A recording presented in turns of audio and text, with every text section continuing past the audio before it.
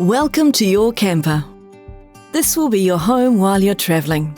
This tour will familiarise you with the camper so you know a bit more about it and where to find everything. It may seem like a lot to take in at first, but don't worry, you'll be a pro within a day. Let's take a look. This camper is an automatic Mercedes Sprinter.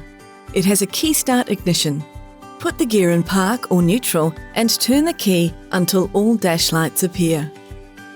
When the glow light goes off, put your foot on the brake, turn the key further and start the engine. This camper features a reversing camera, which will show on the dash screen when in reverse. Make sure someone is guiding you when reversing and parking. Chances are this camper is bigger than you're used to driving.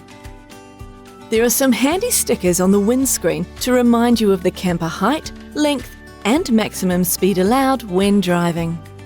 We don't recommend driving at dusk or night time, so be sure to arrive at your overnight destination before then. If the camper is fitted with the THL Road Trip Dash, you can connect your smartphone to it via Bluetooth and access phone calls and music. This screen also features GPS navigation to help you travel around with ease. Under the passenger side footwell are the tools and jack to change the tyre. In some campers, the jack may be under the driver's seat. Beside this area on the side wall is the lever to release the bonnet. In the passenger side door pocket is the first aid kit. We hope you won't need it, but it is there just in case. If you do open it, you have purchased and can pay for it when you return to the branch. The handy quick reference guide is also in this door pocket. Moving outside, here is the LPG bottle compartment. This supplies gas to the interior stove and hot water system. Make sure the gas bottle is turned off when it's not being used and before driving. We've filled the LPG bottle up for you and you need to refill it before returning, unless you have purchased the express return pack or pre-purchase gas option. Next to it are the shut-off valves. Here is the power inlet to plug into 240-volt power at a campsite. This is needed to use the microwave and internal power points. It also supplies power to the reverse cycle air conditioning in Australian campers. Plugging into power will charge the 12-volt house battery. Next is the compartment where you can access the toilet cassette to empty it into an authorised dump station. Don't worry, it's very quick and easy to do. The wastewater outlet is here. The hose to empty the tank is in the camper's storage locker. This is the water heater system, and next to that is access to the storage locker. Around on the passenger side is the other access point to the storage locker. In here is the 15-amp power lead, freshwater hose, wastewater hose, and other general equipment you may need during your trip. Next to the locker is the inlet for the fresh water tank. We have filled the tank for you, ready to go. Above the windows is your shade awning. The pole to set this up is inside the camper.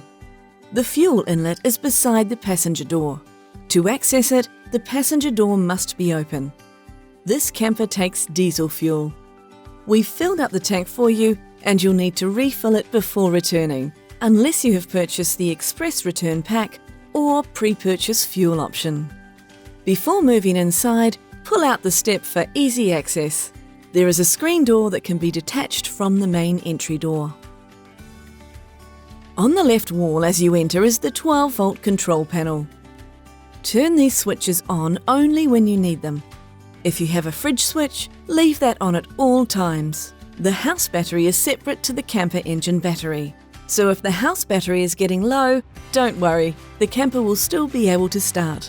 Also located here is the house battery status and the diesel heater dial. Australian campers don't have this as they feature a 240-volt reverse cycle air conditioner instead. Behind the driver's cab are the seats for the other 4 passengers. Seatbelts must be worn at all times when driving.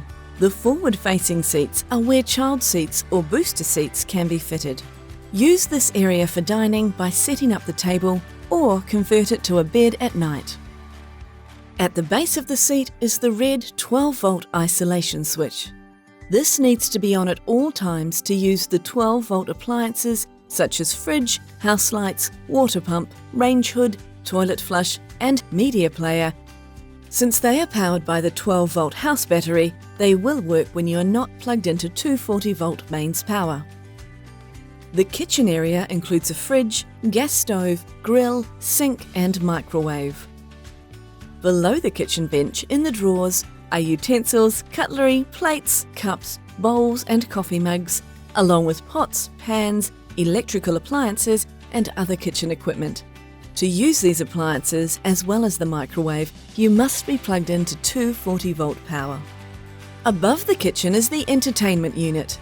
This is a media player only and doesn't have access to television signal, but it's great for watching DVDs or movies from a USB. There is storage in the cupboards overhead as well as under the permanent rear bed. Make sure the drawers and cupboards are locked before driving. Here is the bathroom.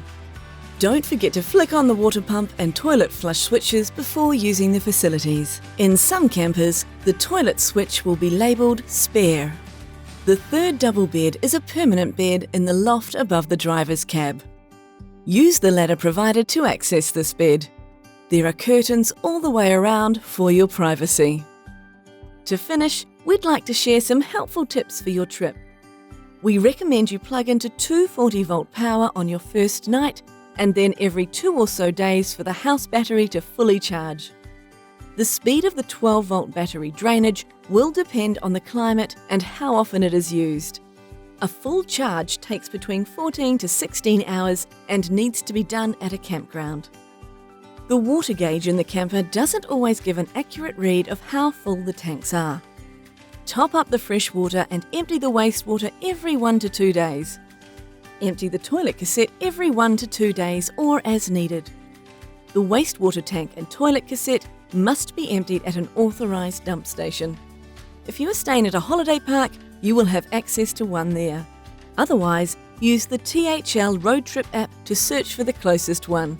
Top up and empty at every opportunity and you won't have to worry about a thing. Lastly, always remember, have your keys with you when you are outside the camper. We want to make sure you're completely comfortable before you leave the branch. Please don't be shy in asking your branch host any questions and let them know if anything doesn't seem right with your camper. Once on the road, remember that there's a bunch of helpful videos on your THL Road Trip app, and if stuck, you can call our on-road care team 24/7.